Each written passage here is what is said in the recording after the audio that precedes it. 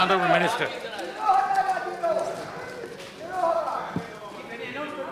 सम्माननीय उपाध्यक्ष महोदय, मैं सम्माननीय करुणाकरण जी का आभारी हूं कि जिन्होंने जिस दिन से चर्चा शुरू की उसके बाद देश के अंदर किसानों पर संकट और उसके समाधान के लिए लगातार हम लोग अभी तक 75 इसमें अपने विचार व्यक्त किए और हम सब लोगों ने ईमानदारी से किसान के संकट की चर्चा की है। अब एक दो लोगों की बात अलग है, राजनीति जिनका पीछा कभी नहीं छोड़ने वाला है, लेकिन हम सब लोगों ने, अभी आप समझिए अंदर से, तो करुणाकरण जी के प्रति मैं आभार प्रकट करता हूं और करुणाकरण जी से भी ज़्यादा मैं सम्माननीय राहुल जी का आभार प्रकट करना चाहता हूं कि बहुत दिनों के बाद विदेश से आप लौटे हैं, देश में पहुंचे हैं, इसलिए देश की जनता की ओर से मैं आपका स्वागत करता हूं। मित्रों, आप मत बोलिए, तो फिर आप खड़ा होइए, बोलिए। ये ऐसा अवसर है कि ये अवसर नहीं, जितने सदस्यों ने इसमें चर्चा में भाग लिया हम सबके आभारी हैं। और ये अवसर ऐसा होता है जिसमें निर्दोष भाव से हमें कृषि, किसान और उसके संकट पर जब चर्चा करेंगे तो आगे उसका भविष्य बनेगा।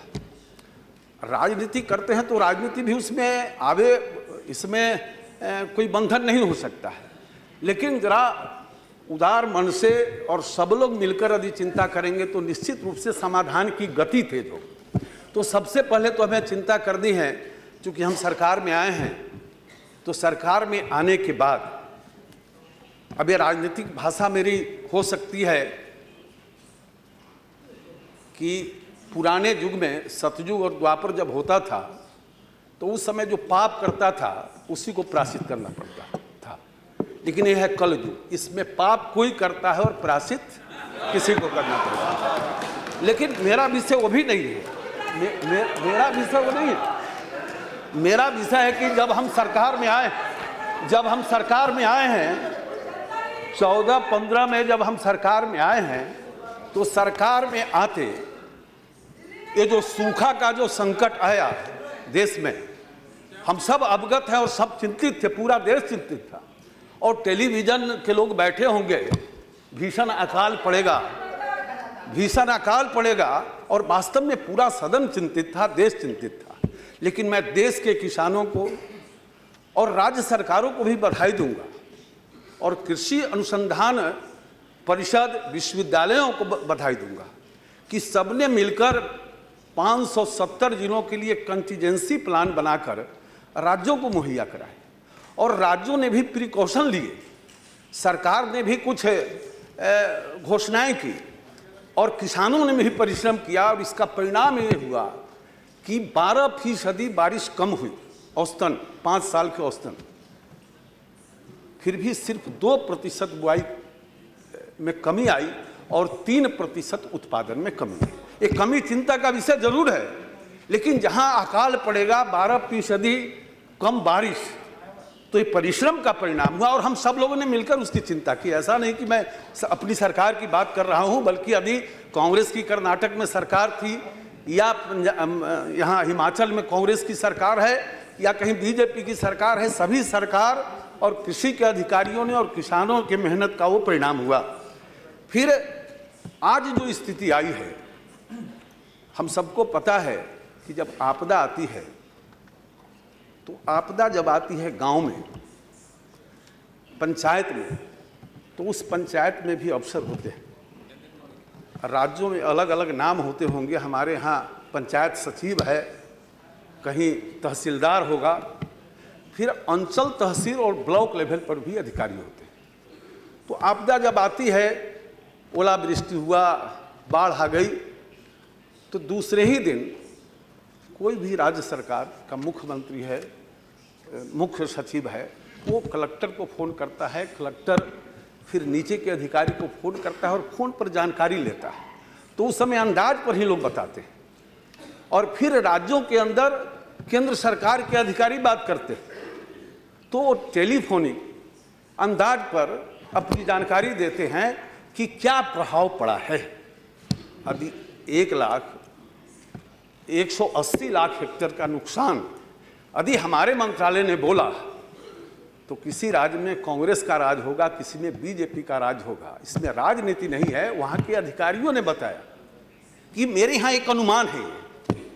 फिर उसके बाद जब दूसरा आकलन बताया कि 106 लाख हेक्टेयर का नुकसान हुआ, उत्तर प्रदेश का जो पहले आकलन बताया था उसमें काफ़ी कमी आई। फिर जब वीडियो कॉन्फ्रेंसिंग हुई तो उस दिन राजस्थान ने जो बहुत ज़्यादा बताया था उसने कम बताया, तो 80 लाख हेक्टेयर पर आया। और आज जब मैं खड़ा हूँ और 3 राज्यों से टीम लौट कर आई है, तो आज मैं कह सकता हूँ कि 93.81 लाख हेक्टेयर प्रभावित हुआ है। लेकिन अभी 3 राज्यों में टीम गई है, कुछ व्यवस्था को समझना ही पड़ेगा। उसके समझे बिना हम अपनी बातों को ठीक से न जनता के बीच रख सकते हैं, न सदन में रख सकते हैं।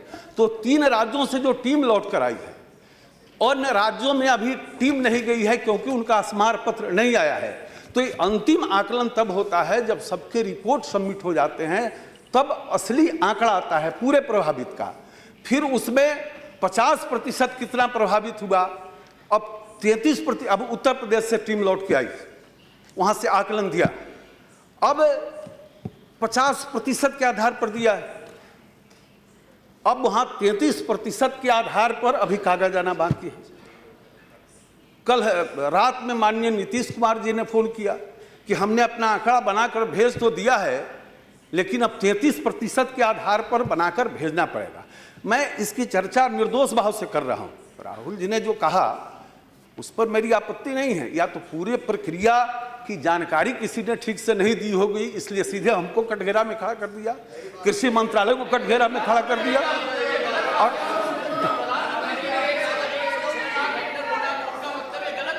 आप अगर पूरी बात इतनी सारी रामायण पढ़ने के बाद यदि सीता किसकी पत्नी है ये सवाल यदि खड़ा करेंगे तो बड़ा मुश्किल है।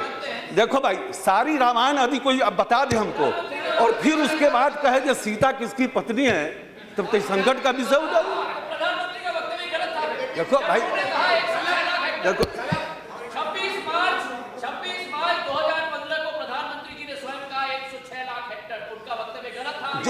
जो नहीं अरे राज्यों से जो बताता इस पूरी पर आप हाँ या ना मंत्री जी, आपने हाँ या ना, उनका वक्तव्य गलत था, उनका वक्तव्य गलत था, हाँ या ना। आप लोग कोई मत बोलो।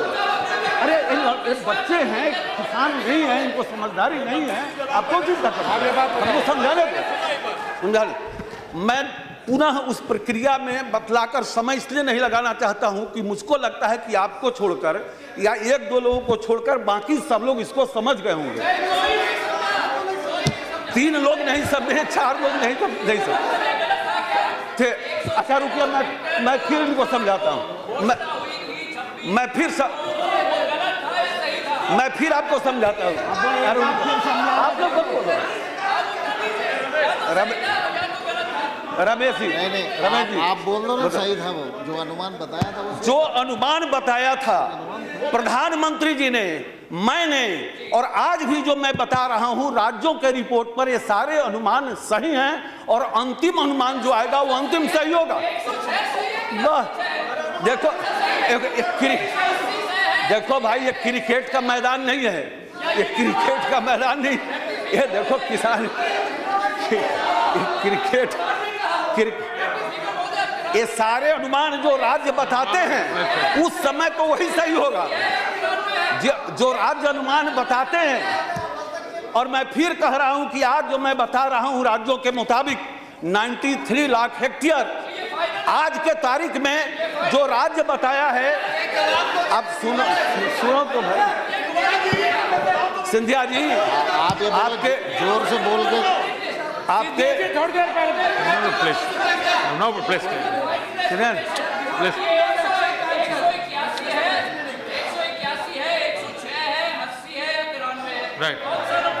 सर अध्यक्ष उपाध्यक्ष महोदय, आप डिस्टर्ब कर रहे हैं। आप डिस्टर्ब कर रहे हैं। आप में से कोई मत बोलो भाई।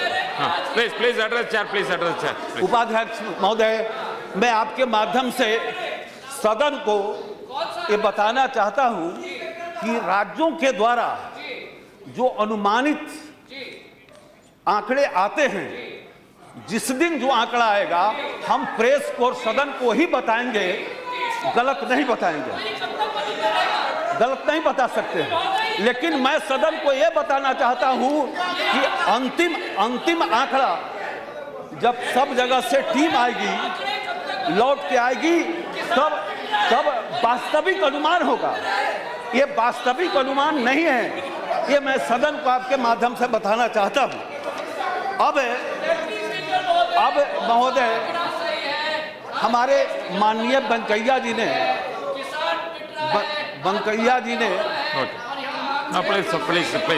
No, enough. Please take your seat. No. You are senior. You are a minister also, sir. Please take your seat. Please take your seat. Please take your seat. अरे भाई का है तो आप लोग बोलते हो। अरे इनके पिताजी भी उनके पिताजी के समय भी मैं लोकसभा में था और इनके साथ भी बहस कर रहे हैं, कोई हर्ज नहीं है। ये लोकतंत्र है, बोलने दो भाई, लोकतंत्र है, बोलने का अधिकार है। No. Minister, you address chair, please. Please, Minister, you address chair. You address chair. आप इनको संतुष्ट करने के चक्कर में मत रहो। दूसरा कि ये if you interfere and nothing will go on record, please don't waste time. महोदय, जब finish it. Afterwards you write whatever you want. जब आपदा आती है, पर जयप्रकाश, रुको भाई, आप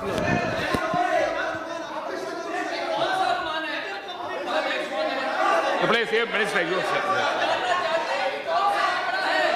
महोदय, जब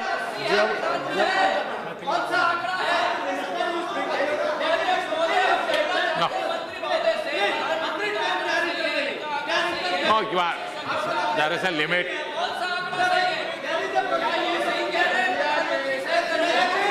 Please. I am standing, please. I am standing, please. Now, please take your seat. Please take your seat first. Say that. No, please. The minister. No, please listen to me. Let the minister reply. If at all anything he wants to raise afterwards, raise it. I will allow you. No. No, yes. No, yeah. No, that is not.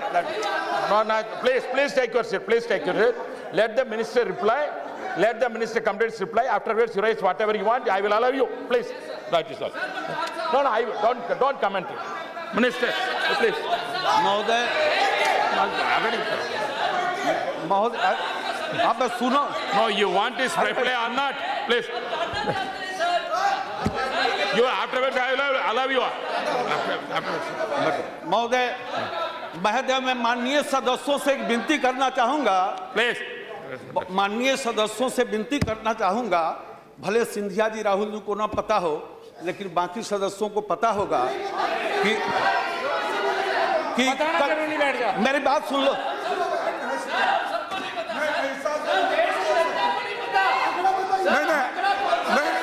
नहीं, आपको अधिकार नहीं है। कल अक्षय तृतीया है और कल देश के किसान अपना हल बैल ले जाएंगे खेत में, उसकी पूजा करेंगे। खरीफ की कल से बुआई शुरू होगी, बीज डालेंगे हल्के फाल पर और पूजा करके खरीफ के फसल की बुआई शुरू करेंगे। ऐसे अवसर के पूर्व संध्या में हम सब बैठे हैं। मेरी विनती होगी कि किसान के हितों की हम चर्चा जरूर करें, उसको राजनीतिक मोड़ नहीं दें। महोदय, हमारे वेंकैया जी ने बताया कि किस प्रकार से किसानों के राहत में हमने बढ़ोतरी की है। जो सबसे बड़ा काम इस सरकार ने किया है कि अभी तक 1 हेक्टेयर फसल का जो नुकसान होता था उसी को हम राहत देते थे। 50% तक तो देते ही थे, लेकिन 1 हेक्टेयर तक जिसका नुकसान होता था 2.5 एकड़ तक उसी को देते थे। प्रधानमंत्री जी ने कहा है और वित्त मंत्रालय ने सर्कुलर जारी किया है कि 2 हेक्टेयर तक यानी 5 एकड़ तक जिसका नुकसान हुआ है उसको भी हम राहत देंगे। अब इससे बड़ी किसान की चिंता क्या हो सकती, किसान नेता भी समझना हो। महोदय, जो लोग किसान के हितों की चर्चा करते हैं, अतिवृष्टि ये राष्ट्रीय आपदा के अंदर नहीं है, आज से नहीं 10 वर्षों से नहीं है, जब से शुरू हुआ था। और लगातार इस सदन में अपने भाषण में भी सब लोग मांग करते रहे कि अतिवृष्टि को राष्ट्रीय आपदा में शामिल किया जाए, और अतिवृष्टि से भी नुकसान होता है। पहली बार किसी सरकार ने कहा राज्यों को कि तुम्हारे पास एसडीआरएफ की जितनी राशि है, जो 75% हम देते हैं, उसमें से 10% राशि अतिवृष्टि को भी राष्ट्रीय आपदा मानकर और उसको एनडीआरएफ के नॉर्म्स के मुताबिक उसकी मदद। महोदय, मैं ये भी सदन को बताना चाहता हूं कि एसडीआरएफ जो है, एसडीआरएफ के तहत सरकार ने 14-15 में 5,629 करोड़ रुपया तो दिए ही थे राज्य सरकारों को, लेकिन एनडीआरएफ से भी हमने 3,460 करोड़ रुपया राज्यों को दिए।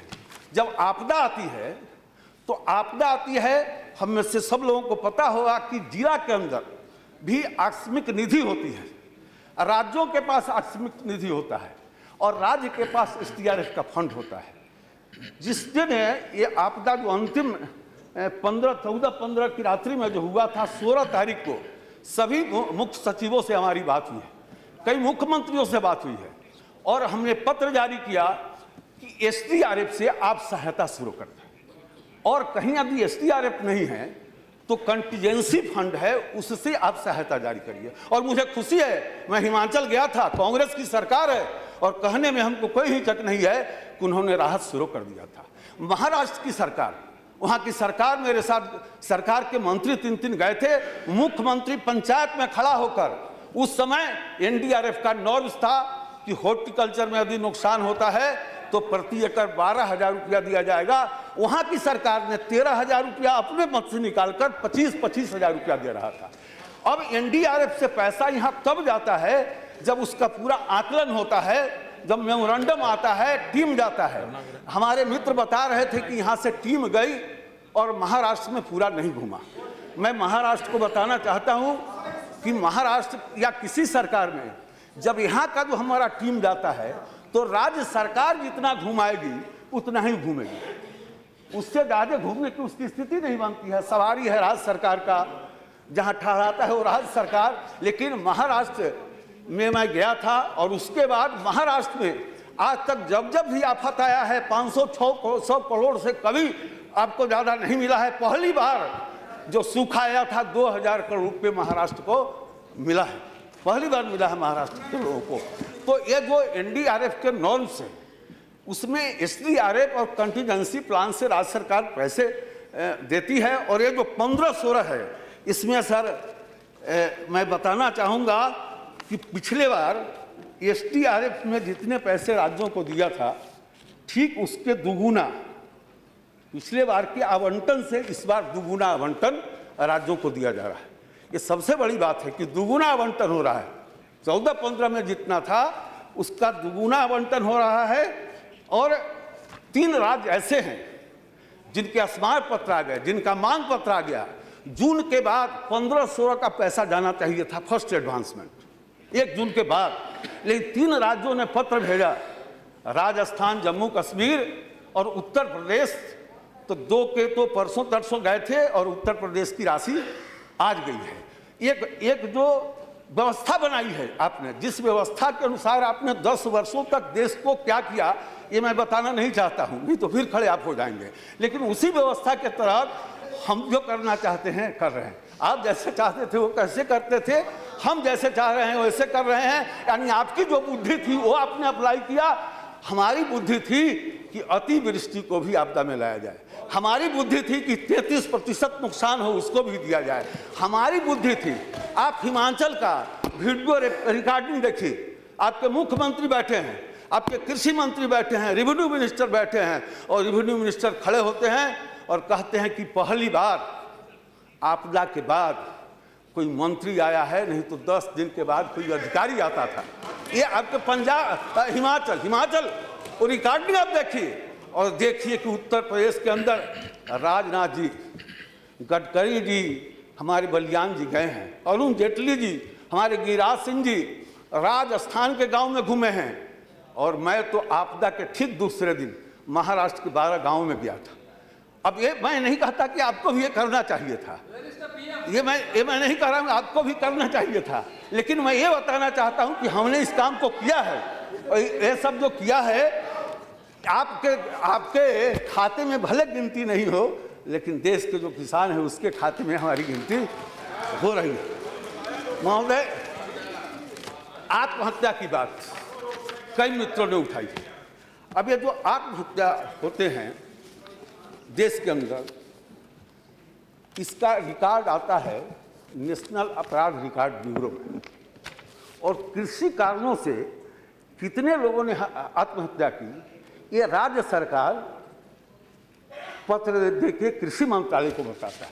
मेरे पास उत्तर प्रदेश सरकार का पत्र है, सभी राज्य सरकारों का पत्र है, और सबने जो रिपोर्ट दी है उसके मुताबिक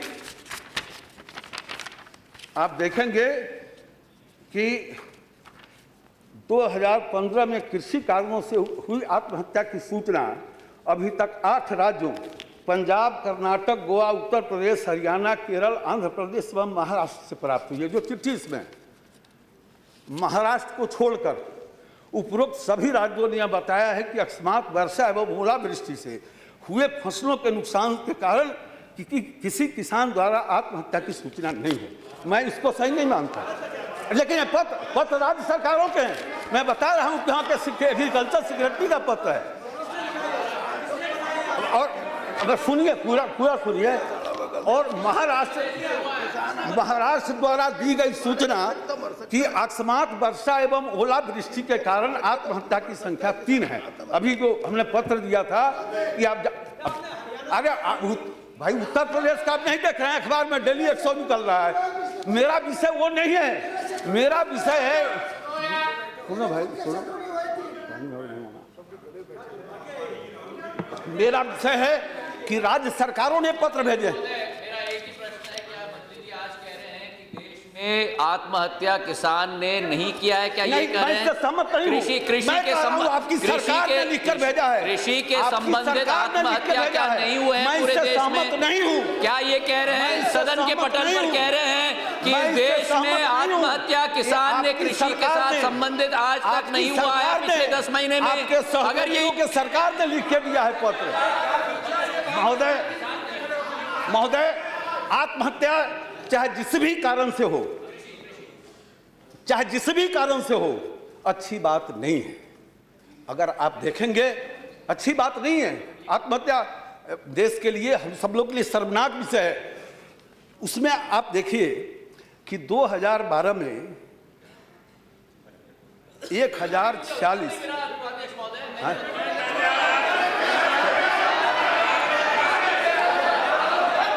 देखो भाई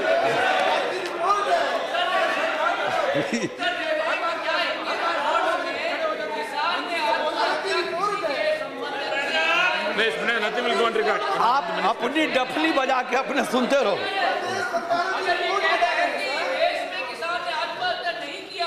किया है, रिपोर्ट जो आया है वो अच्छी गलत है।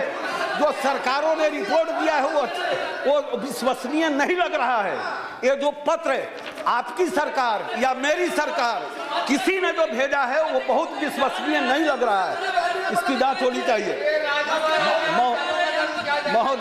महोदय, मैं इनको ये भी बताना चाहता हूं कि आत्महत्या यदि एक भी व्यक्ति करता है तो चिंता का विषय है।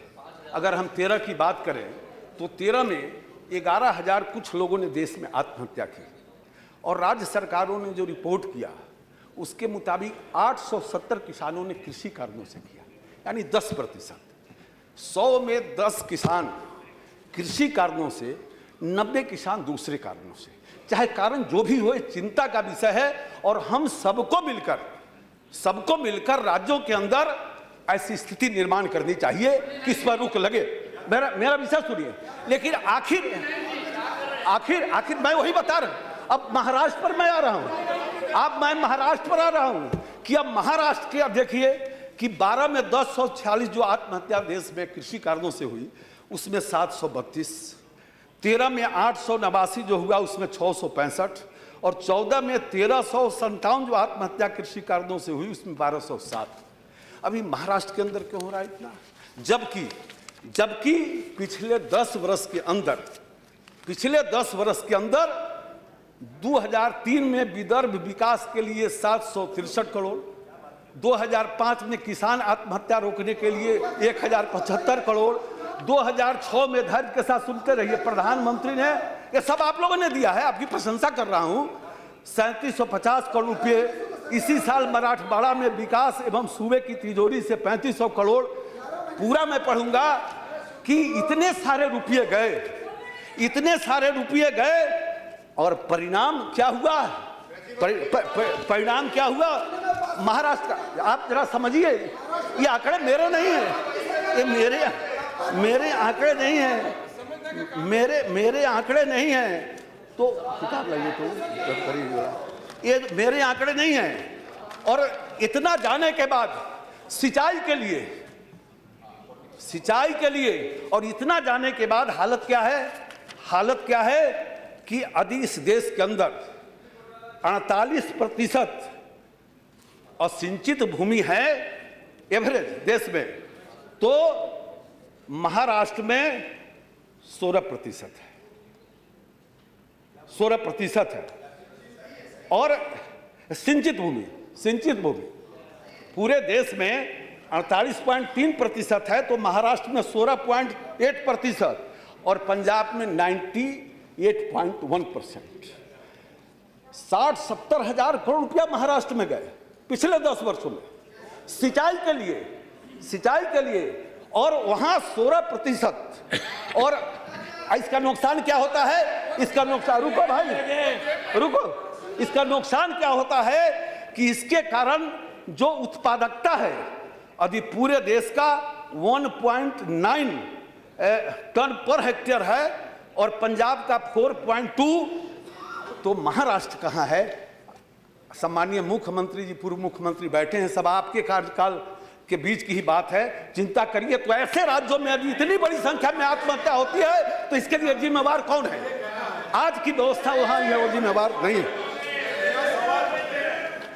लेकिन हम सबको मिल बैठकर इसकी चिंता करनी चाहिए, हम सबको मिलकर इसकी चिंता करनी चाहिए। रुको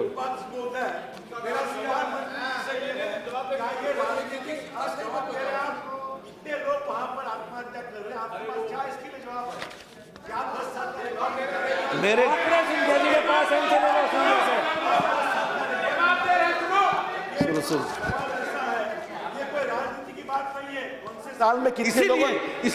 साल में कितने लोगों ने आत्महत्या की है ये विषय नहीं है। 7,000 करोड़ रुपया खर्चा होने के बाद उपाध्यक्ष, सिंचाई सिंचित भूमि नहीं बढ़ी।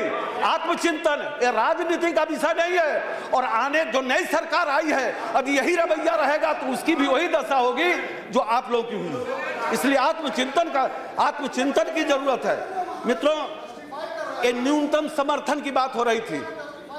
न्यूनतम समर्थन मूल्य की चर्चा हुड्डा साहब ने भी जो कुछ किया कहा था, शायद वही कॉपी आपने इनको दे दिया था।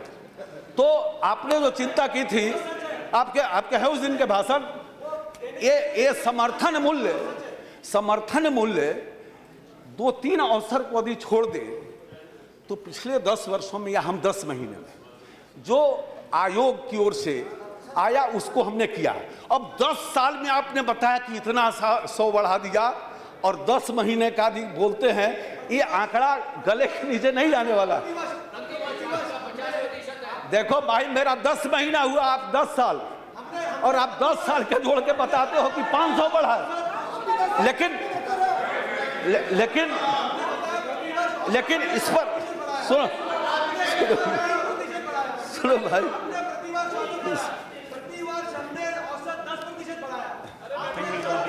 देखो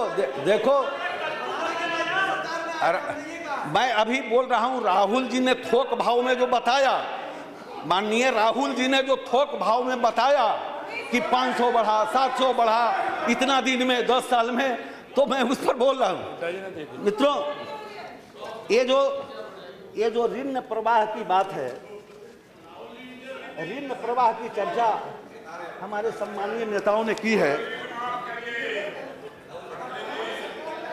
और ये चर्चा माननीय हुड्डा जी ने भी की थी।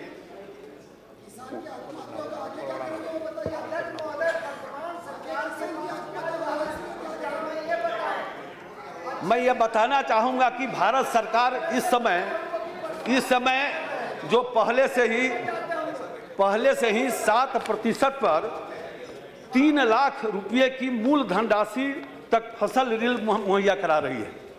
इसके अलावा ऐसे किसानों को प्रोत्साहन के रूप में 3% ब्याज छूट मुहैया करा रही है। ये पहले से चल रहा है, मैं नहीं कह रहा हूं कि मैंने किया।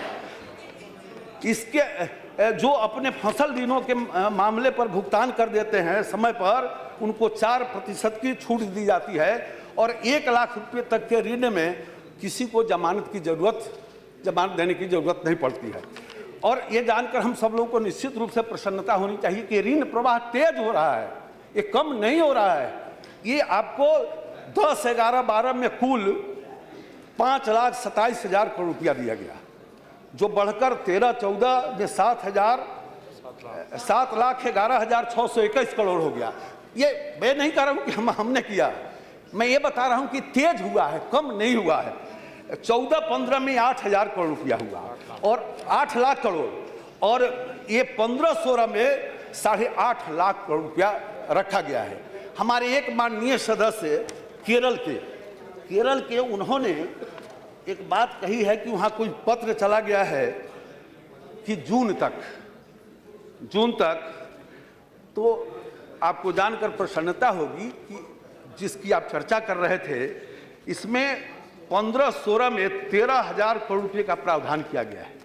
लेकिन पहले से जो चल रहा है जून तक का है, और सर्कुलर में और कोई निर्देश आगे जारी होना होगा जो उस जून के पहले जारी होगा, और अगले बजट में 13,000 करोड़ रुपया इस काम के लिए रखा गया है, जो लगता है आपको कि बंद हो गया। ये 31 जून तक उसका डेट है, आगे का निर्देश फिर जाएगा, और 13,000 करोड़ रुपया बजट में आपको, बजट को आपने पूरा पढ़ा होगा, पढ़ लिया होता तो कंफ्यूजन आपको नहीं होता, क्योंकि नया निर्देश उसके बाद जारी होना है। अब कृषि बीमा पर बहुत चर्चा है। कंटिन्यू। अब कृषि बीमा पर बहुत चर्चा हुई है, और वास्तव में ये जो SDRF है, NDRF है, ये रिलीफ है, ये मुआवजा नहीं। हमें चिंता करनी चाहिए मुआवजा की। तो इस देश में इसकी चिंता राजनाथ जी ने जरूर की थी जब अटल बिहारी वाजपेयी की सरकार थी, कृषि आमदनी बीमा योजना।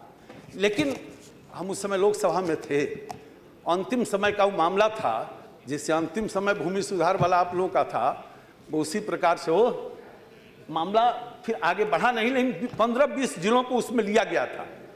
और जब नई सरकार आई तो फिर चूंकि पुरानी सरकार करती है तो एक स्वभाव बना हुआ है, उसके कारण वो योजना जहाँ की तहाँ रह गई। अपने देश में कृषि बीमा योजना एक है, लेकिन जब हम सरकार में आए तो उसके पहले मॉडिफाइड कृषि बीमा योजना। अब पहले जो कृषि बीमा योजना थी तो एक बीमा कंपनी, इंडियन इंश्योरेंस कंपनी, और वो किसानों का बीमा करना, किसान, और उसमें जो इंश्योरेंस का उसका जो अंश है वो बहुत कम होता था। किसान भी कुछ देते थे और राज्य सरकार और भारत सरकार भी, लेकिन जो नुकसान होता था उसमें राज्य सरकार और भारत सरकार दोनों 50-50 देती थी। मॉडिफाइड बीमा योजना जो आया, इसमें अन्य कई कंपनियां आई, विदेशी कंपनी भी आई, और प्रीमियम की राशि बढ़ा दी गई। लागू तो कर दिया गया है, लेकिन जब हम सरकार में आए तो सबसे पहले हरियाणा की सरकार ने, गुजरात की सरकार ने, मध्य प्रदेश की सरकार ने कहा जे भाई नई मॉडिफाइड को हम लागू नहीं कर सकते, तो हमने छूट दी, क्योंकि कुछ राज्य इसको शुरू कर चुके थे कि आप दोनों में जिसकी इच्छा हो कोई करे। और एक फसल बीमा योजना भी, मौसम आधारित बीमा योजना भी चल रही है। लेकिन हमने घोषणा की कि अगले वित्तीय वर्ष में हम एक नई बीमा योजना लाएंगे, आमदनी बीमा योजना। इसमें इस बीमा में तो जो उत्पादन का नुकसान होता है उसकी भरपाई करते हैं और वो भी ठीक से नहीं करते। हम जब मंत्री बने जलगांव के 200 किसान आ गए कि उनका नुकसान हुआ 12 में, और वहाँ जो उसने यंत्र लगाया, वो जो यंत्र लगाया और उसकी मैपिंग पूरी नहीं हुई तो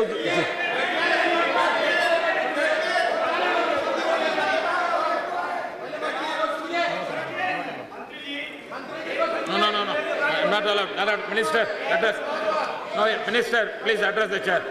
Address the chair. तो वैसी परिस्थिति में हमने घोषणा की कि एक नई, बाद में जब बढ़ जाएंगे तो नई फसल, नई आमदनी बीमा योजना, और इसके लिए मैं इस बात को विस्तार से इसलिए बता रहा हूं कि हमारे माननीय संसद सदस्य के भी ध्यान में बात आ जाए। मैं इसको राजनीतिक भाव से नहीं बता रहा हूं। तो 4 बैठकें हमने ली, आज सभी सम्मानीय मुख्यमंत्री जी को पत्र लिखा और उसके बाद मुख्यमंत्रियों ने भी अपने सुझाव दिए और अंतिम दिन 31 मार्च के पहले सभी राज्यों के कृषि मंत्री और कृषि सचिव बैठे थे। Please address the chair. Minister, you address the chair, Minister. तो सभी कृषि मंत्रियों ने और एक मत से जो सुझाव दिए, अरे ये सुनोगे तो कुछ फायदा नहीं। Question and answer about. It's not a question about. Please take your seat. Please take your. It's not a question about. It's not a question about. Please answer. No, please.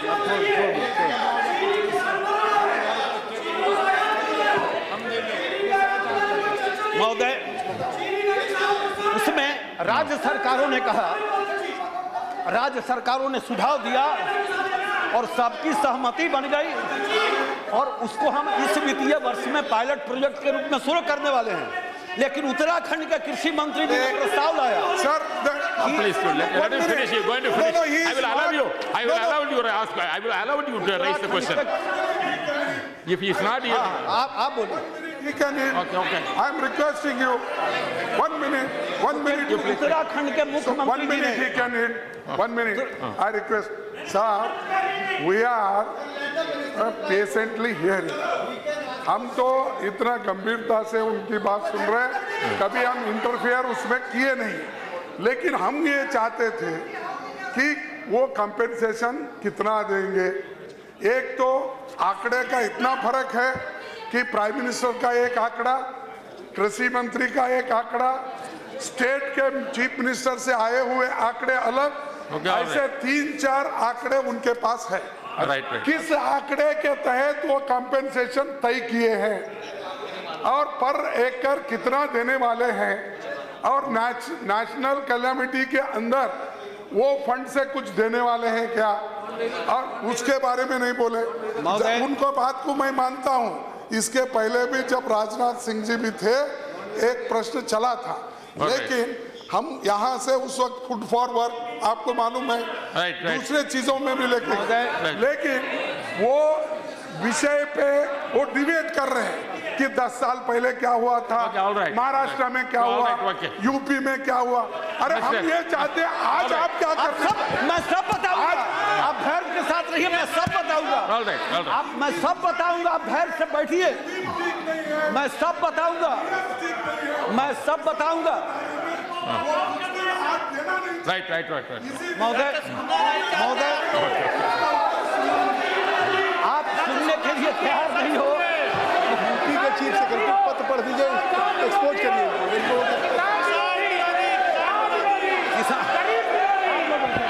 Expose करिए। आप बैठते तो फायदा हो।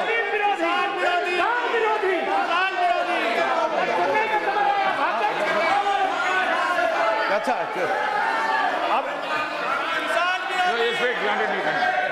आप शांत रहो, आप शांति रहिए, आप सबको जानकारी मिल जाए।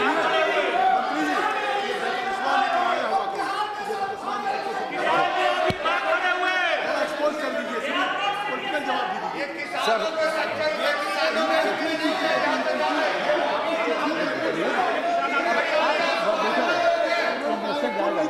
महोदय,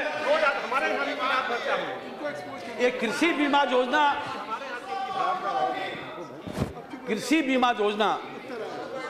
नई कृषि बीमा योजना इसी वर्ष पायलट प्रोजेक्ट के रूप में हम शुरू करने वाले हैं और राज्यों ने भी सर्वसम्मति से तय किया था। उस बैठक में उत्तराखंड के कृषि मंत्री ने प्रस्ताव लाया था कि राज्य भी अपनी बीमा योजना लाए। लेकिन मैं एक स्पष्ट करना चाहता हूं कि ये जो राज्य सरकारें हैं वो तय करती है कि कौन सी बीमा कंपनी उनके राज्य में किसानों का बीमा तय करेगी। फिर राज्य सरकार तय करती है कि उसके राज्य में किन किन फसलों का बीमा होगा। फिर राज्य सरकार यह तय करती है कि जांच का लेवलिंग क्या रहे, ब्लॉक रहे, तहसील रहे या पंचायत रहे। मैं मध्य प्रदेश की सरकार को बधाई दूंगा कि वो पंचायत लेवल पर मैपिंग करता है, जबकि अन्य राज्यों में ऐसा नहीं करता है, जिससे किसानों का नुकसान होता है। हम राज्य सरकारों से लगातार आग्रह कर रहे हैं कि आप नीचे की इकाई तक मैपिंग करिए। हमको जिसमें अंश देना पड़ता है उतना हम देने के लिए तैयार हैं, देते, और जो 14-15 का जितना अंश है वो सब हमने दिया है, बीमा का सभी राज्यों का दिया है। और जो पंचवर्षीय योजना में हमारा आपको 73,000 करोड़ रुपया इसमें के लिए जो खर्चा करने का है, और इस प्रकार से किसी भी राज्य में हमारा अंश 14-15 का बाकी नहीं है। और 15-16 में भी जिस समय वो सर्वे कराए, हम राज्य सरकार को लगातार और बीमा कंपनियों को कह रहे हैं कि जल्दी सर्वे करो और ये बताओ कि हमको कितना अंश उसमें देना है। हम उसके लिए तैयार बैठे हैं। भले हमें खजाना खाली मिला हो, लेकिन कोयला घोटाले में जो 1,76,000 का घोटाला हुआ था, 20 कोयला खदान को नीलाम करके 2 लाख करोड़ रुपया हमारे खजाने में प्रधानमंत्री ने जमा किया है। हम कमी नहीं होने देंगे। हमारी सरकार किसानों के साथ खड़ी है। और किसान पर जो संकट है उसकी रक्षा कैसे होगी जब उसके खेतों में अधिक उत्पादन होगा, और अधिक उत्पादन तब होगा जब उसके खेत को पानी मिलेगा। महोदय, मैं आपके माध्यम से देश के किसानों को बताना चाहता हूं कि आजादी के बाद 60 वर्षों तक जिन लोगों ने देश पर शासन किया, किसान के खेत की चिंता नहीं की। ये हिंदुस्तान है, इटली नहीं है। यहाँ 125 करोड़ देशवासी हैं। जब तक हर खेत को काम नहीं मिलेगा तब तक हर हाथ को पानी नहीं मिलेगा। और इसीलिए हमारे प्रधानमंत्री जी ने कहा है कि हर खेत को पानी। प्रधानमंत्री सिंचाई योजना इस मद में मेरे मंत्रालय द्वारा कभी 20 करोड़, कभी 50 करोड़, कभी 100 करोड़, कभी 150 करोड़। पहली बार प्रधानमंत्री जी ने पूरे सिंचाई योजना के लिए तो 5,300 करोड़ रुपया दिया है, लेकिन सिर्फ कृषि मंत्रालय के द्वारा छोटी छोटी सिंचाई योजनाएं जो लघु और सीमांत किसान हैं उनके लिए 1,800 करोड़ रुपया दिया है। और राज्यों के माध्यम से हमने परिपत्र उसको जारी अब करेंगे, पैसे का आवंटन कर रहे हैं। और जब तक हर खेत पर पानी नहीं पहुंचाएंगे तब तक हमारे प्रधानमंत्री और हमारी सरकार सुख चैन से नहीं बैठने वाली है। लेकिन हाँ, इसमें राज्य सरकार कैसी है, उसकी क्षमता कैसी है, इससे हमारे परिणाम का प्रगटीकरण होगा। महोदय, ये जो लोग बात करते हैं किसान की, मैं ये पूछना चाहता हूं कि आज़ादी के 67 वर्ष बाद क्या हमने चिंता की देश की मिट्टी की? हमने मिट्टी को तो सिर्फ मिट्टी समझा। पहली बार किसी देश के प्रधानमंत्री ने देश की मिट्टी को अपनी माँ के रूप में समझने का और देश की जनता के सामने आह्वान किया कि भारत के अंदर जो हमारी मिट्टी है सिर्फ जमीन का टुकड़ा नहीं, और हमारी भारत माता है, उसके गोद में हम खेलते हैं, पलते हैं, फलते हैं, फूलते हैं। और हमारी माँ बीमार है, और जब तक किसी की माँ बीमार रहेगी उसके बेटे सुख चैन से नहीं रह सकते। इसलिए देश के किसानों को यदि संपन्न बनाना है तो हमारी जो धरती माता है उसको स्वस्थ बनाना पड़ेगा। अब ये योजना देश में शुरू हुई 7-8 में, सॉइल हेल्थ मैनेजमेंट।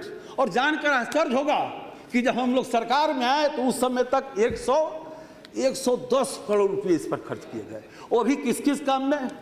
उसी 110 करोड़ में लेबोरेटरी बनाना, कहीं कहीं कुछ सॉइल हेल्थ कार्ड बन जाना, और कहीं कहीं जैविक खेती में उसमें पैसा जाना। लेकिन जब सरकार में आए तो प्रधानमंत्री जी ने उसके लिए अलग से 86 करोड़ रुपया का आवंटन किया। और कहा जब पता लगा कि देश के अंदर कितने किसान हैं, कितनी जोत है, 6 महीने तक मेहनत करके जो आंकड़े आए, देश के 14 करोड़ किसान जिसके पास जोत है, जमीन है, उसका सबका सॉइल हेल्थ कार्ड मिले। अब एक कार्ड की छपाई में कितना पैसा लगेगा, मिट्टी खोदने में कितना पैसा लगेगा, लेबोरेटरी के लिए कितना पैसा लगेगा, कुल जब हमारे मंत्रालय ने बताया कि 567 करोड़, प्रधानमंत्री जी ने तुरंत निर्देश दिया और 568 करोड़ का आवंटन प्राप्त हो चुका है। जब तक हमारी धरती माता स्वस्थ नहीं होगी तब तक किसान स्वस्थ नहीं रह सकता, संपन्न नहीं रह सकता। और 2017 के अंत तक हम हिंदुस्तान के सब किसानों को सॉइल हेल्थ कार्ड निश्चित रूप से हम मुहैया कराने वाले। आज़ादी के इतने दिनों तक हिंदुस्तान के अंदर ये जो मार्केटिंग सिस्टम है, ये जो मंडी है, मंडी कानून है, दिल्ली में तो हमेशा प्याज और आलू के दाम बढ़ते थे, मंडी कानून राज्य बनाती है, लेकिन दिल्ली में संयोग से उस समय राष्ट्रपति शासन लागू था। मंडी कानून से फल और सब्जियों को अलग किया, 40 से ऊपर भाव नहीं गया। राज्य सरकारों से आग्रह किया कि इसको मंडी कानून से मुक्त करो, किसान को आज़ाद करो, जहां उसको मार्केट मिले वहां जाए, उसको अच्छा दाम मिले। तो लगभग 12-13 राज्यों ने इसको मानना स्वीकार किया और अपने राज्य में लागू किया है। लेकिन प्रधानमंत्री जी ने उसी वर्ष एग्रीटेक इंफ्रास्ट्रक्चर फंड के लिए में 100 करोड़ रुपया दिया कि राज्यों के अंदर जो मार्केट है उसको ई कनेक्टिविटी चाहिए, और उस दिशा में हमारा काम शुरू हुआ। और इस वर्ष राष्ट्रीय मंडी मतलब पूरे देश का जो मार्केट है किसानों के लिए खुला रहे, किसानों खरीदारों को पूरे राज्य में व्यापार करने के लिए कोई लाइसेंस की जरूरत से मुक्ति दिलाना तथा एक राज्य से दूसरे राज्य के खरीदार से जोड़ना, कृषि उपज के विपणन में आने वाली अनेकानेक बाधाओं तथा समस्याओं को दूर कर देश के हर कोने में बाधा रहित आंतरिक कृषि व्यापार एवं वाणिज्य को बढ़ावा देना, किसान को अपनी उपज अपनी पसंद के स्थान एवं खरीदार को बेचने के लिए वास्तव में अधिकार देना, राज्य के अंदर तथा राज्यों के बीच मार्केट के विखंडन को समाप्त करना, राष्ट्रीय एकीकृत मंडी के विकास के लिए मंत्रालय हमारा जब 1 साल पूरा होगा तो इसी बीच में हम एक ऐसा सॉफ्टवेयर लॉन्च करने वाले हैं जो पूरे देश को मार्केट में जोड़ सके। बिहार के नेता चले गए, बिहार एक ऐसा राज्य है जहां मार्केटिंग ही नहीं, मार्केट नाम की कोई चिड़िया नहीं है, और लगातार कोशिश की जा रही है, समझाया जा रहा है, बैठकें 4-4 हो सकी, लेकिन बिहार इसके लिए रास्ते पर नहीं आ रहा है। लेकिन बहुत सारे राज्यों ने इस दिशा में काम शुरू कर दिया है ताकि किसानों के लिए पूरे देश में खुला मार्केट मिले और सब किसान को उचित मूल्य मिले। इसी प्रकार से चर्चा हरित क्रांति की नेताजी कर रहे थे। नेताजी जब हरित क्रांति की चिंता कर रहे थे तो मुझे चिंता हो रही थी कि उनको पता नहीं है हरित क्रांति 2, पहली हरित क्रांति शुरू हुई और अंधाधुंध रासायनिक खादों का प्रयोग हुआ, उत्पादन में वृद्धि तो हुई लेकिन उसके परिणाम 1-2 साल से आने लगे। मैं करुणाकरण जी को बधाई दूंगा, इन्होंने जो भाषण किया था बड़ी ईमानदारी से भाषण किया था और अपने भाषण में साफ साफ कहा था कि 3-4 वर्षों से देश में जो नीतियां चली है उसका एक दुष्परिणाम है। आप पूरे भाषण को हो सकता है धोखा से कहा गया हो, आपके दल के लोग फिर आप पर नाराज हो, लेकिन आपने ईमानदारी की बात की थी कि जो नीतियां देश में बनती है उसके ये परिणाम होते हैं। तो अंधाधुंध रासायनिक खादों का प्रयोग संतुलित प्रयोग नहीं, और इसीलिए सॉइल हेल्थ कार्ड की जहां व्यवस्था हम देश में कर रहे हैं वहीं दूसरी ओर जैविक खेती। अब जैविक खेती की हालत क्या थी कि जैविक खेती के लिए मिशन मोड में भारत सरकार की ओर से 1 पैसा किसी राज्य को नहीं जाता था। राष्ट्रीय कृषि विकास योजना या अन्य कई योजनाओं में से पैसा निकाल कर राज्य सरकार उसमें कुछ जोड़कर करती थी। तो पिछले साल प्रधानमंत्री जी ने कहा जो 100 रुपये प्रति हेक्टेयर जो अन्य योजनाओं में कंपोनेंट थे उसको 300 रुपये प्रति हेक्टेयर किया और पूर्वोत्तर राज्यों के लिए 100 करोड़ किया। लेकिन हमने वित्त मंत्रालय में उसी समय निवेदन किया था कि परंपरागत कृषि विकास योजना जिसमें जैविक खेती को महत्व मिले। अब प्रधानमंत्री जी की जानकारी में जब ये बात आई तो इस बार 300 करोड़ रुपया इसके लिए मिला है और हिंदुस्तान के गांव में now 6 o'clock. If the House agrees, we will extend till the minister's reply, and also will take up the 0 hour afterwards.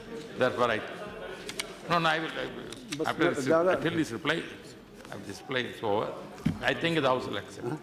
Agree. ठीक, तो हिंदुस्तान के कम से कम 1 लाख गांव में 50 किसान मिनिमम और मैक्सिमम 50 एकड़ जमीन, 1 एकड़ से ज़्यादा जोत किसी का नहीं, और उनको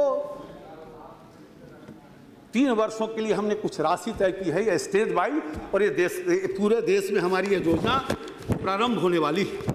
इसी तरह से ये जो अभी राज्यों को बजट आवंटन हो रहा है, तो निश्चित रूप से उड़ीसा के हमारे प्रमुख नेता बैठे हैं, वो भी कभी चर्चा करेंगे तो जरूर कहेंगे कि भाई इस बार जो केंद्रीय योजनाएं हैं उसमें राशि कम की जा रही है, जरूर आगे कभी बोलेंगे। तो मैं इसीलिए आज बताना चाहता हूं कि ये जो 73,000 करोड़ रुपये की का जो योजना परिव्यय जो सभी मंत्रालयों के द्वारा जो कमी हुई है, इसके बदले में 1.5 लाख करोड़ रुपया अलग से जा रहा है राज्यों के पास, जो राज्य योजना या केंद्र प्रायोजित योजनाओं की कमी को दूर करेंगे। मतलब उससे दुगुना राशि उनके पास जा रहा है।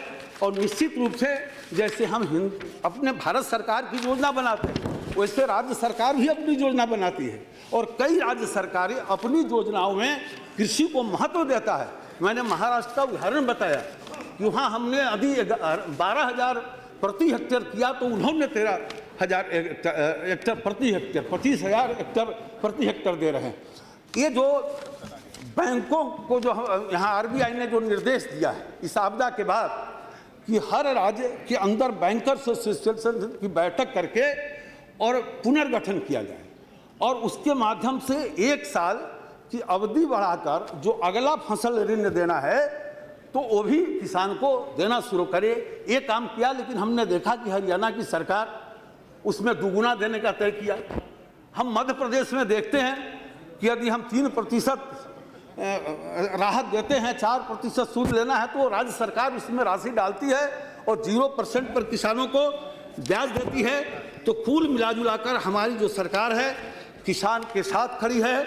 और जो सबसे बड़ी बात है कि जो लोग बात कर रहे थे कि स्मार्ट विलेज बने, स्मार्ट विलेज बनने की जो लोग बात कर रहे थे, हम उनसे जरूर सवाल पूछना चाहेंगे आपके माध्यम से कि भूमि अधिग्रहण कानून के तहत भारत सरकार और निजी कंपनियां जिन्हें कोल ब्लॉक आवंटित किए गए हों, वे बिना सामाजिक प्रभाव मूल्यांकन के बिना ही हजारों हेक्टेयर जमीन अधिग्रहित कर सकते हैं। ऐसा 2000 में किया, लेकिन अभी राज्य सरकार को 1 एकड़ जमीन स्कूल, अस्पताल या सड़क के लिए अधिग्रहित करना है तो इस पेचीदे सामाजिक प्रभाव मूल्यांकन की प्रक्रिया से गुजरना होगा।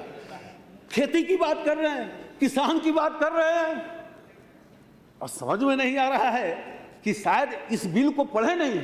हमने राहुल जी के प्रति आभार व्यक्त किया है, लेकिन उस समय निवेदन करना मैं भूल गया। मैं आपके माध्यम से अपनी विनती उनके नजदीक तक पहुंचाना चाहता हूं कि एक बार जो हम संशोधित बिल लाए हैं उसका वो अध्ययन करें और तब किसान की बात करें।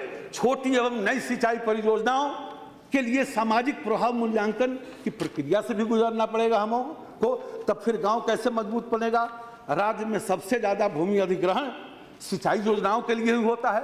अभी हिंदुस्तान के अंदर 100 एकड़ जमीन है तो 0.5 या 0.8 एकड़ जमीन का अधिग्रहण होता है, और जो भी अधिग्रहण होता है उसमें 80% सिंचाई के लिए होता है, 20% ही बाकी कामों के लिए होता है। अब कैसे किसान नेता है, अब हमको बड़ा आश्चर्य है। एक बार मेरी विनती उन तक जरूर पहुंच जाए कि एक बार इसको जरूर पढ़ें। लेकिन सबसे बड़ा आश्चर्य तब लगता है जब हरियाणा का कोई नेता, उत्तर प्रदेश का कोई नेता बोलता है कि किसानों के साथ अन्याय हो रहा है, तो उस समय देश भर के किसान जरूर हंसते होंगे कि जिन लोगों ने हरियाणा के किसानों को लूटा, उनके जमीन को कौड़ियों के भाव लेकर आज अरबपति खरबपति बने हुए हैं। जिन लोगों ने उत्तर प्रदेश के नोएडा, गौतम बुद्ध नगर जिला गाजियाबाद के इलाके में किसानों के जमीनों को कौड़ियों के भाव लूटा, खेमका की आवाज पूरे देश में पहुंची थी। और आज यादव सिंह के करतूत भी आज पूरे देश और दुनिया को पता है। तो जिन लोगों ने किसानों को लूटने का काम किया है वैसे लोग आज किसान के हमदर्द होने की बात जब करते हैं तो निश्चित रूप से गांव में बैठा हुआ किसान इसको मजाक के रूप में लेता है। हमारी सरकार हमारे बता रहे थे वेंकैया नायडू, हम पूछना चाहते हैं कि जिस सरकार ने प्रधानमंत्री जनधन योजना शुरू की, ये क्या कारपोरेट घरानों के लिए हुआ? ये जो प्रधानमंत्री दुर्घटना बीमा योजना शुरू हुआ, क्या ये कारपोरेट घरानों के लिए शुरू हुआ है? क्या प्रधानमंत्री जीवन ज्योति बीमा योजना शुरू हुआ है? क्या ये कारपोरेट घरानों के लिए हुआ है? आज तक किसी सरकार ने वैसे लोगों की चिंता नहीं की जो नौकरी में नहीं है, जो किसी सेवा में नहीं है, जो किसी सेवा में है, सर्विस में है, नौकरी में है, उनको तो पेंशन मिलता है, लेकिन वो जो किसान है बेचारा गरीब गांव में है, उसको 60 वर्ष की आयु जब होता है तो उसको पेंशन नहीं मिलता है। अटल पेंशन योजना क्या देश के कारपोरेट घरानों के लिए शुरू हुआ है? लेकिन ये जो बोल रहे हैं उनका चश्मा रंगीन है, कॉरपोरेट वाला चश्मा जो आंख के ऊपर पड़ा हुआ है, तो जिसके चश्मा का जैसा रंग होता है उसको पूरी दुनिया वैसे ही दिखाई देती है। पिछले 10 वर्षों तक हिंदुस्तान के चाहे कोल ब्लॉक का मामला हो, चाहे 2G स्पेक्ट्रम का मामला हो, कारपोरेट के हाथों गिरवी रखा गया था। देश ठहरा हुआ देश था, देश के लोग निराश हो चुके थे, देश में घपले घोटालों की बाढ़ आ गई थी। गांव का किसान सर पर हाथ रखकर सोच रहा था कि इस देश का क्या होगा। और किसान की बात छोड़िए, शहर के अंदर पढ़े लिखे लोग, सरकारी कार्यालयों में बैठे बड़े बड़े अधिकारी सब निराश हो चुके थे, जड़ता आ गई थी देश में। नरेंद्र भाई मोदी के प्रधानमंत्री बनने के बाद देश की जड़ता दूर हुई है, देश में गति आई हुई है। जहां एक तरफ विदेश में हिंदुस्तान का डंका बाज रहा है, तो गांव के गरीब और किसान भी आज मानने लगे हैं कि नरेंद्र भाई मोदी की सरकार गरीबों के लिए समर्पित सरकार है। प्रधानमंत्री पद के शपथ लेने के बाद हमारे प्रधानमंत्री जी ने डंके की चोट पर कहा था, और इसी सेंट्रल हॉल में कहा था, पहले दिन प्रवेश करते समय कहा था कि हमारी सरकार देश के गरीब और किसानों के लिए समर्पित है। और सिर्फ कहा भी नहीं था, अपनी योजनाओं के माध्यम से दिखा दिया है। और गांव के गरीब किसान आज मानने लगे हैं कि आज़ादी के 67 वर्ष बाद किसी ने यदि हमारी चिंता की तो नरेंद्र भाई मोदी इसलिए चिंता की कि अभी तक जो प्रधानमंत्री और मुख्यमंत्री बनते हैं वो गरीबी के विषय में बोलते हैं, देखते हैं, सुनते हैं, लेकिन देश का पहला प्रधानमंत्री मिला है जिसने गरीबी को भोगा है। और इसीलिए गरीब को समर्पित ये सरकार निश्चित रूप से नरेंद्र भाई मोदी के नेतृत्व में ये सरकार किसान के साथ खड़ा है, और किसान का भविष्य हम निश्चित संभालेंगे। उसके संकट की घड़ी में हम साथ हैं।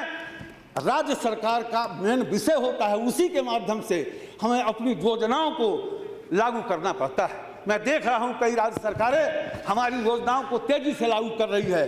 कुछ राज्य सरकारें जिनको आदत है लूटने का, भारत सरकार के द्वारा किसानों के मदद के लिए जो कुछ जा रहा है उसको त्वरित रूप से किसानों तक पहुंचाने में यदि अवरोध डाल रहे हैं, तो ऐसी राज्य सरकारों को निश्चित रूप से वहां की जनता सबक सिखाएगी। और ऐसी सरकार लाएगी जो सरकारी किसान को सेवा कर सके, ऐसी सरकार राज्यों में निश्चित रूप से स्थापित होगी। हम इस देश के किसानों के भविष्य को निश्चित बदलेंगे। इसी विश्वास के साथ जिन सदस्यों ने इससे पूरी कार्यवाही में भाग लिया है, मार्गदर्शन किया है, और उसमें जो कई बातें आई है और जो हो सकता है आज तक हम उस दिशा में कदम नहीं उठाए होंगे, हम निश्चित रूप से गंभीरता से विचार करेंगे और सबका साथ लेकर हम निश्चित रूप से सबका विकास करना चाहते हैं। इसी प्रतिबद्धता के साथ हम विकासवाद करते हैं। Sir, we listened the elaborate reply given by the Honorable Agriculture Minister and also Parliamentary Affairs Minister. Really, when I initiated the discussion, I never thought that it has got such a most important issue. We have discussed this issue for 2 days. It is in the time of the reply that there are some issues, but at the same time, in the time of the discussion, each and every member from the Treasury bench itself, it is agreed that there is a very serious situation in the agricultural sector. I think the minister also agreed. Sir, I think it is mainly because the input prices are going up without any control. Either the prices of the seeds or of the fertilizer or of any other thing. But at the same time, the outcome, return, it is less. So here the I seek the clarification from the Honorable Minister. You said that we have raised the we have raised this remunerative price. MSP raised 2 or 3 times. But at the same time, for the last 10 years, the inflation rate is so high. So whether, I want to get the clarification, whether government is ready, considering, I don't go to the other political issues. I don't go to the development or non-development issues. But whether the government is ready or willing to raise the remunerative price, especially considering these facts that we have now. The second clarification which I need is that the Swaminathan has given the report, you all also agree. The two main suggestions of the Swaminathan Commission is that the interest rate, that is the 4% interest rate, should be fixed. I can say that in Kerala, in many of the cooperative agricultural banks, they are giving free interest, 0 interest rate, especially the paddy loans, not other loans. And he also suggested that if it is possible, that the interest rate should be minimal to 1% or the 0%. And also with regard to these remunerative prices, may be true that it is in the time of the last government or this government. We are talking about the issues of the farmers. So whether, with regard to these two issues, what is the attitude or the approach of the approach of the government? With regard to the policy issue, Minister has rightly pointed out that there are some policy issues. I like to say that in Kerala, the prices of rubber for the last time, 3 years back, it was 350 for 1 kilo, sir. Now it is 80 to 90. It is with regard to the policy issue. So it is true that it was the fault of the earlier government. So we have all the members of the Kerala in this house, irrespective of the political parties, have raised the issues. Whether the government is ready to make any relief to the rubber farmers. These 3 issues. Yes. These 3 issues lie like only one. With regard to the norms of the natural calamities, you see that some of the items are not included. You see the seashore and the landslide. These are not included. And also the compensation, it was fixed earlier back.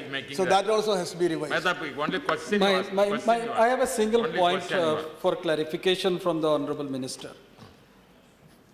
He has given a very elaborate answer. But one thing was missing, and I would like to get an answer from him so that the House will be educated. पशुधन हमारे कृषि की एक प्रमुख व्यवस्था है और India's animal husbandry in respective states gives support to the farming community and पिछले 40-50 सालों से ये पशुधन जो हमारा संपदा था ये स्क्वीज्ड संकुचित होता जा रहा है जो इंडिजिनस ब्रीड गुजरात का है जो इंडिजिनस ब्रीड आंध्रा का अंगोल का ऑक्स है जो इंडिजिनस ब्रीड हमारे उड़ीसा का सुजनपुर का जो काउस है जो इंडिजिनस ब्रीड हमारे बफलो या कैटल है उसके ऊपर जो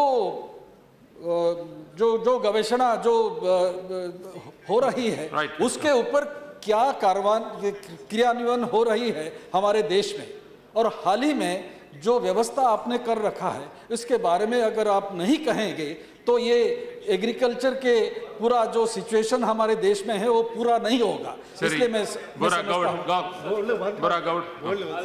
recently sir no you ask the questions I don't want any another debate only question sir what is the question you want any clarification recently I had an opportunity to tour the rain affected areas along with the Agriculture State Minister Mohan Bhai Kandaria and Venkaiah Naidu sir. The specific request from the farmers are, one thing sir, regarding the universal crop insurance. Now what is, whenever they are taking the loan from the bank, either commercial bank or from the cooperative bank, they are cutting the premium. But they are not paying whenever the crop is damaged, stating that 50% of the crop in the entire mandal has to be damaged to claim that crop, which is very obnoxious. It will not help the, one way they are cutting the premium, other way they are refusing to pay the things. Second thing is, there is a distress sale because the wet grain they have to sell, the buyer just takes at the 50% of rate. Our state minister also is there. Their request is, You keep that in the Godavari thing. Give us 50 or 40 or 60% of the loan on that crop so that they can sell it at the convenient price. With these 2 points, even these two ministers were there. They also said they will seriously think over these issues. I request the Honorable Minister to respond on this, sir. I cannot allow only each party one. I cannot allow ivory. Sir माननीय मंत्री जी ने जो विस्तार में report दी है उसने बहुत शंके दूर किए हैं, अच्छी बात है। किंतु मैं दो क्लैरिफिकेशन चाहता हूं माननीय मंत्री जी से कि जो बारिशों के कारण फसलों का नुकसान हुआ उसकी फिजिकल वेरिफिकेशन जो आई असेसमेंट हुई उसको तो मुआवजा देने की बात हुई, डेटा कर दिया, वो अच्छी बात की बधाई जाती है। एक बात मैं पूछना चाहता हूं कि आपके पास रिपोर्ट भी आ गई होगी, जो उत्पादकता है बहुत कम होगी, आधी रहेगी, उस पे क्या सरकार सोच रही है? उसको कंपनसेट करने के लिए क्या कोई बोनस देने की बात है? बहुत सारी हमारी पंजाब सरकार ने 300 रुपये क्विंटल पीछे मांगा है, क्या सरकार देने को तैयार है या नहीं? दूसरी, ये गेहूं की फसल की तो असेसमेंट हो जाती है, दूसरी फसलों की सब्जी जो है जैसे आलू हैं, आलू पे 10,000 पर एकड़ तो खाद ही डालता है, 10,000 का बी पैता है, तो उसको भी कंपनसेशन उसी में दिया जाए तो फिर अच्छी बात नहीं होगी। तीसरी बात मैं ये क्लैरिफिकेशन चाहता हूँ कि आपने केंद्रीय टीमों के गठन की बात की है, बहुत सारी प्रदेशों में गई हैं, बहुत अच्छी बात की है और शायद पहली बारी हुई है, पर पंजाब के लिए क्या गठन किया है किसी टीम का? अगर किया है तो वो कब जाएगी? Thank you. जगदम्बिका पाल। एक सवाल माननीय मंत्री जी, मैं आपके माध्यम से मैं आभारी हूँ। एक सवाल पूछना चाहता हूँ कि उत्तर प्रदेश में, बिहार में बहुत से ऐसे खेत पे जिसका स्वामित्व किसान के पास है लेकिन वो बटाई पे दूसरे को दे रहा है, तो जब मुआवजा मिल रहा है तो जिसकी ओनरशिप है उस स्वामित्व को, जमीन के मालिक को मिल रहा है, और बटाईदार बोने वाला जिसने किसान को ने खाद बीज डाला है उसको, इसलिए कि उसकी ज़मीन नाम नहीं है और वो बटाई पे खेती कर रहा है, तो क्या इस संबंध में भी माननीय मंत्री जी कुछ उत्तर देंगे कि जो वास्तविक रूप से जमीन पे जिसने खेती किया उसको मिलेगा पैसा? कृषि मंत्री जी का, उन्होंने बहुत गंभीरता से किसानों के ऊपर देखने की कोशिश कर रहे हैं, लेकिन मैं खास करके उनका ध्यान आकर्षित करना चाहता हूं कि जैसे कि आज तक बेमौसमी बारिश का नुकसान किसानों को फल उत्पादन करने वाले किसानों को हुआ और उनके लिए आपने बहुत अच्छा किया और कर रहे, लेकिन जो मत्स्य खेती करने वाले जो है, जो मछुआरे जो है, बेमौसमी बरसात आने के बावजूद इस मछुआरे के ऊपर बहुत बुरा परिणाम हो चुका है और इनके लिए आज तक अध्यक्ष महोदय कुछ भी प्रावधान है नहीं है। मैं विनंती करता हूं आपके माध्यम से मंत्री महोदय जी से इस महत्वपूर्ण विषय के बारे में आप ध्यान दें और इस बड़ी संख्या से जो मछुआरे हैं उनको भी दिलासा दें। Thank you sir. सर, मंत्री जी ने एक स्टेटमेंट दिया है जो अभी NDRF SDRF वो तो ये टेम्पोररी जस्ट रिलीफ, मुआवजा नहीं है, ठीक है, और जो किसानों का आत्महत्या ठीक है, कांग्रेस का उसका नीति के कारण क्यों हुआ, ये सही बात है, पूरी देश जानते हैं, लेकिन मेरा जो आपका जो प्रश्न है, अभी ये कृषि को सुधारने के लिए, किसानों को बचाने के लिए, whether you have any long-term and short-term policy, this government will declare any long-term and short-term policy where the seed, the fertilizer, MSP, then insurance, etc. will cover up. Please state on this. बहुत बहुत धन्यवाद उपाध्यक्ष महोदय। मैं माननीय कृषि मंत्री जी से एक बात की जानकारी लेना चाहता हूं, क्या, क्योंकि ये हर साल होता है, कभी बाढ़ आती है, कभी सूखा से प्रभावित होते हैं और ऐसी मुआवजे का ऐलान किया जाता है, क्या कुछ ऐसा लंबी अवधि के लिए कुछ प्लान है कृषि मंत्रालय का कि खेती से निर्भरता जो 100% है उसको कम करके कुछ सहायक धंधों में उनको ट्रेनिंग दे के, जैसे पहले सूअर पालन था जब मुर्गी पालन था, अब वो बिल्कुल जीरो हो गया है, सिर्फ 100% जब उनकी निर्भरता खेती पर रहती है तो एक छोटी सी बारिश भी उसको खुदकुशी के लिए मजबूर कर देती है। क्या कुछ ऐसा कर रही है गवर्नमेंट कि किसान को खेती से आत्मनिर्भरता उसकी कम की जा सके, किसी और सहायक धंधे में लगाई जा सके? This last person, then next minister. I cannot allow all. I cannot open one second one debate, one more debate. Maharashtra का आपने उल्लेख किया है कि वहाँ 16% के आसपास कुल भूमि संचित है, उसी तरह से झारखंड उससे भी कम 5% ही सिंचित है। मैं आपसे आग्रह करूंगा कि आपके माध्यम से वहाँ के लिए कुछ सिंचाई योजनाएं मिल मिनिस्टर।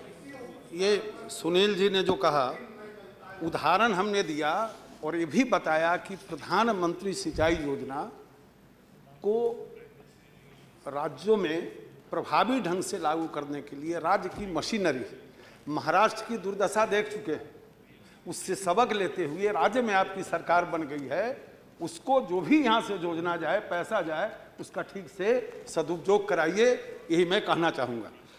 महोदय, ये जो मछली की बात आई, ये जो एनडीआरएफ के जो नॉर्म्स बदले हैं, इसमें हमने जो मुर्गी पालन, मछली पालन और पशुपालन, इस तीनों में जो कुछ सहायते मिलते थे, जैसे दुधारू पशुओं के लिए जो दूध नहीं देती हो वैसे पशु आदि नुकसान होते हैं, या मुर्गी में पर मुर्गी उसके डेथ होने पर वो जो राशि थी उस सबको 1.5 गुना किया है, उसका पूरा चार्ट है। इसी प्रकार से मछुआरे का नाव नष्ट हुआ या जाल नष्ट हुआ तो उसके लिए भी हमने उसमें व्यवस्था की है 1.5 गुना। फिर कटाव अधिक कहीं होता है बाढ़ से, या बाढ़ जाने के बाद सॉल्ट जमा होता है या भूस्खलन होता है, तो ये सारे मदों में जो पहले नॉर्म्स था उसको हमने 1.5 गुना बढ़ाया है, सब नाव पर भी जाल पर भी। अभी जो माननीय करुणाकरण जी का सवाल था, ये अच्छा किया उन्होंने स्मरण कराया। एमएसपी पर तो हमारे वेंकैया जी ने विस्तार से बताया है कि ये एमएसपी स्वामीनाथन, याद है उस समय हम लोग लोकसभा में थे, ये पहले कमेटी बनी और उसके अध्यक्ष सोमपाल जी बने थे, बाद में फिर स्वामीनाथन जी बने, और जो रिपोर्ट आई उसके आधार पर किसान नीति तय हुई, और उस किसान नीति में जो आयोग की सिफारिशें थी उसमें से 10 बात को नहीं माना गया था, और उसके बाद तो 10 साल आप रहे हैं, आपने भी मेहनत किया होगा, हमारा 10 महीना हुआ है, हम भी इस पर प्रयास करेंगे, ऐसा हमारे वेंकैया जी ने बताया है। और रबड़ के जहाँ तक सवाल है, इसके दाम घटे हैं और वाणिज्य मंत्रालय से इस संबंध में बातचीत करके इस दिशा में क्या हो सकता है हम बात भी करेंगे कि इसमें इसका ज़्यादा एक्सपोर्ट निर्यात भी होता है ना, इंपोर्ट ज़्यादा हो रहा है, ज़्यादा निर्यात होता है, तो कुछ प्रोत्साहन मिले, क्या हो, तो इस पर वाणिज्य मंत्रालय से हम लोग बात करेंगे। 2 विषय आपके उस दिन बड़े महत्वपूर्ण थे। एक विषय तो था कि मल्टी स्टेट कोऑपरेटिव सोसाइटी ने जो पत्र दे दिया है वहाँ कि जो बैंकिंग व्यवसाय नहीं कर सकती है, तो उसमें जयपुर के जोधपुर बेंच ने एक निर्णय दिया कि मल्टी स्टेट कोऑपरेटिव सोसाइटी जितनी है तो उसके जो मूल मेंबर हैं उससे तो ले, लेकिन नया नया मेंबर बनाकर जो उससे शेयर लेते हैं और भाग जाते हैं, तो उसने कुछ आदेश किया। उसी आधार पर आरबीआई ने सभी multi state cooperative society public तथा नॉमिनल सदस्यों से डिपॉजिट स्वीकार नहीं कर सकती है, ऐसा निर्देश जारी किया था। दूसरा एक विषय था उस दिन कि ये जो आपका कुड्डानाड नम भूमि कोई पैकेज मिला था भारत सरकार से, ये 1840 करोड़ रुपये का, जुलाई 8 में, जो हम लोग की सरकार आने के 2 साल पहले उसका समय समाप्त हो गया। तो केरल भी हम लोग जब हम गए थे तो मुख्यमंत्री ने इडुक्की जिले में या कहाँ पर था, लेकिन ये सवाल उस समय मुख्यमंत्री जी ने भी उठाया था, लेकिन हम लोगों के आने के 2 साल पहले ही उसका कार्यकाल समाप्त हो सकता। डॉक्टर इलाज करता है जब किसी रोगी में सांस भी रहता है, लेकिन डेड डिक्लेयर हो गया, दफना दिया गया, तो उसके बाद डॉक्टर भी उसका कुछ नहीं कर सकता है। लेकिन जो हमारे मान साहब ने सवाल उठाया है, तो वो बड़ा महत्वपूर्ण विषय है कि ये जो खेती है जो हम फसल उगाते हैं, जब तक हमको अल्टरनेटिव काम नहीं मिलेगा। अब अल्टरनेटिव क्या है कि गांव के अंदर यदि नेशनल हाईवे नहीं जाएगा, अब प्रधानमंत्री की सड़क नहीं जाएगा, तो बगल में वो दुकान खुल नहीं सकता है, मुर्गी पालन कर नहीं सकता है। तो अल्टरनेटिव काम गांव के लोगों को मिले, तो इसलिए उसके गांव की तरफ अच्छी सड़क जाए और बड़ी सड़क भी जाए, और देहात के इलाके में भी ये जो कुछ उद्योग धंधा खड़ा है। अतः ये वास्तव में आपने मन से सवाल पूछा है, तो कल से उस आंदोलन में मत जाइए, क्योंकि गांव के अंदर सड़क, गांव के अंदर अस्पताल, गांव के अंदर स्कूल, और यही सब भूमि सुधार कानून यदि नहीं हुआ तो ये सब गांव में नहीं होगा। तो न मुर्गी पालन लोग करेगा और ना गौशाला खोलेगा, न दूध वहां से। अब टमाटर ले जाएगा, टमाटर सर साइकिल पर ला देगा और उबड़ खाबड़ रास्ता में जाएगा, तो बाजार जाते जाते 25% टमाटर बर्बाद हो जाएगा। अब प्रधानमंत्री सड़क पर यदि जाएगा तो टमाटर पूरा पहुंच जाएगा, तो कम समय में पहुंच जाएगा। इसी प्रकार से और बटाईदारों के मुआवजा की बात कहीं से आई है कि ये जो नुकसान होगा, तो जो गरीब है, हाँ जगदम्बिका पाल जी, देखिए अभी जो हम लोग संशोधन ला रहे हैं, ये पुराने सब व्यवस्था है, इसमें उनकी चिंता नहीं है। ये पहली बार आपकी सरकार बनी है, तो 5 लाख ग्रुप भूमिहीन मजदूर है, जिसमें जनवरी तक 2.5 लाख बन चुका है, और सबको हम दे रहे हैं, सबको दे रहे हैं। और ये जो भूमि सुधार में जो कुछ बातें आ रही हैं, इंडस्ट्रियल कॉरिडोर, तो या जहां भी हम जमीन लेंगे, तो उस जमीन पर जो मजदूर काम करता है उसको भी नौकरी की व्यवस्था हमने उसमें किया है। और पशुपालन, हाँ पशुपालन का तो बहुत अच्छा विषय है, क्योंकि खेती का मेरुदंड है पशु, और पशु में जो देसी नस्ल के, एक विषय जलवायु परिवर्तन पर मेरा बोलना बाकी लग गया था, तो इस सदन के सबसे जिनको मैं समझदार और विद्वान सदस्य मानता हूं, उनका जो सवाल आया है वो निश्चित रूप से हमारे लिए बहुत उपयुक्त अवसर प्रदान किया है कि जो विषय जो छूट गया था कि ये जो देसी नस्ल के पशु हैं, ये खास करके क्लाइमेट चेंज के कारण, हम सबको पता है कि अटल बिहारी वाजपेयी जब इस देश के प्रधानमंत्री थे तो हिंदुस्तान दुनिया का 1 नंबर दूध उत्पादक देश बना था। और जब हम मिडिल स्कूल में पढ़ते थे प्राइमरी में, तो ब्रिटिश दूध का पाउडर मिलता था। जब हिंदुस्तान के प्राइमरी स्कूल में मेरी उम्र में जो रहे होंगे, आप प्राइमरी विद्यालय में पढ़े होंगे, तो ब्रिटिश दूध का पाउडर आता था कि बच्चों का हेल्थ ठीक रहे। लेकिन अटल बिहारी वाजपेयी जब देश के प्रधानमंत्री बने तो हिंदुस्तान दुनिया में दूध का 1 नंबर उत्पादक देश बना। अब ये संकर नस्ल, विदेशी नस्ल, ये सब शुरू हो गए देश में, दुनिया में। लेकिन आज से 7-8 वर्ष पहले ये बात सामने आने लगी कि जो क्लाइमेट चेंज हो रहा है, 2020 तक यदि 1 डिग्री भी बढ़ गया तो ये संकर नस्ल, विदेशी नस्ल की गाय और भैंस निश्चित रूप से इनका तेजी से ह्रास होगा। और आप देख रहे हैं कि 3-4 वर्षों के अंदर जो विदेशी नस्ल या संकर नस्ल की गायें हैं, उनका प्रजनन क्षमता 5 से 3 बार हो गया, तरह तरह की बीमारियां हो गई। तो दुनिया के कई देशों ने इस प्रकार से अपने अपने देश में, और हमारे हिंदुस्तान से भी 20-21 नस्ल की गाय अपने देश में ले जाकर नस्ल सुधार करके, या 50 लीटर, अभी ब्राजील गए थे और न्यूजीलैंड, तो हम लोग साथ दोनों साथ ही थे, तो देसी नस्ल के लिए हर राज्यों के अंदर नेशनल ब्रीडिंग सेंटर है, जो उन राज्यों के पशुओं का नस्ल सुधार काम करती है।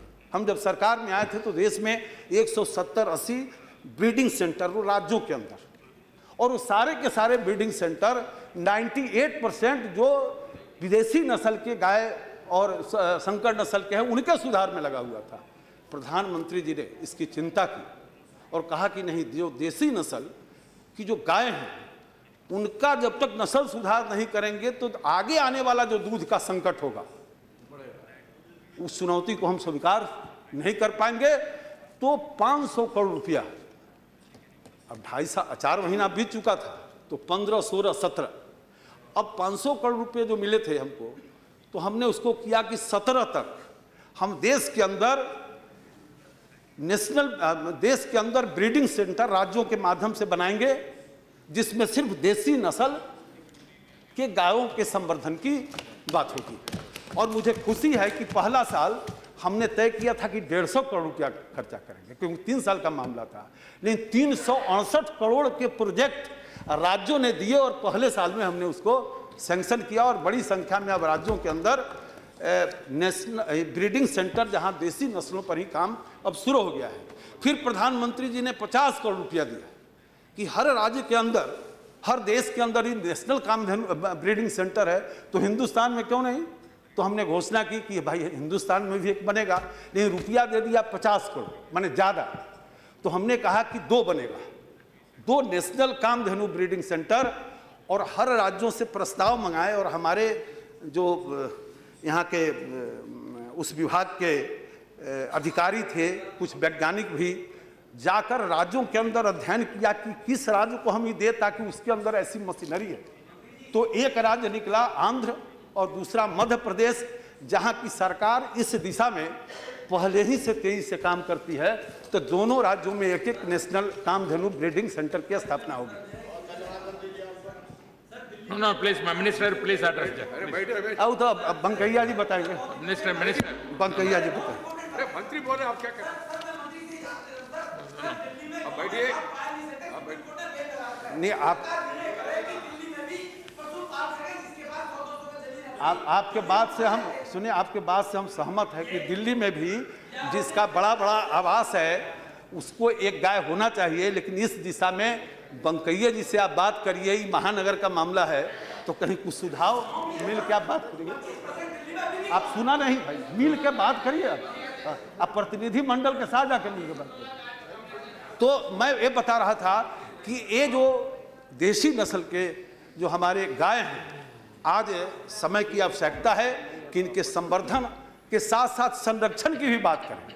और इसीलिए हमने उसमें एक योजना और लाया, राज्यों को उसके लिए पैसा दिया है कि आप अपने राज्यों में आयोजन करिए कि जो देसी गाय का सबसे अच्छा पालक हो, अच्छी दूध देने वाला, तो गोपाल पुरस्कार भी उसको दें। और कई प्रकार के गाइडलाइन दिए हैं और 368 करोड़ रुपये के स्कीम की स्वीकृति दी है। और मैं समझता हूं कि जितनी राशि की जरूरत पड़ेगी हमारे प्रधानमंत्री जी इसमें निश्चित रूप से करेंगे। और ये अपने देश के अंदर जो हम 1 नंबर के दूध उत्पादक देश हैं, और 2020 आने तक जो चुनौती हमारे सामने खड़ी होने वाली है, उस पर न हम उसका सिर्फ सामना करेंगे बल्कि उस पर विजय भी प्राप्त करेंगे, क्योंकि माननीय प्रधानमंत्री जी स्वयं इसके। और आज अंत में मैंने शुरू में भी आभार प्रकट किया था कि करुणाकरण जी ने बहुत अच्छा विषय और उचित समय पर लाया था। आज माननीय करुणाकरण जी का जन्मदिन भी है, तो बहुत बहुत शुभकामना देते हुए मैं अपनी बात समाप्त करता हूँ। Now,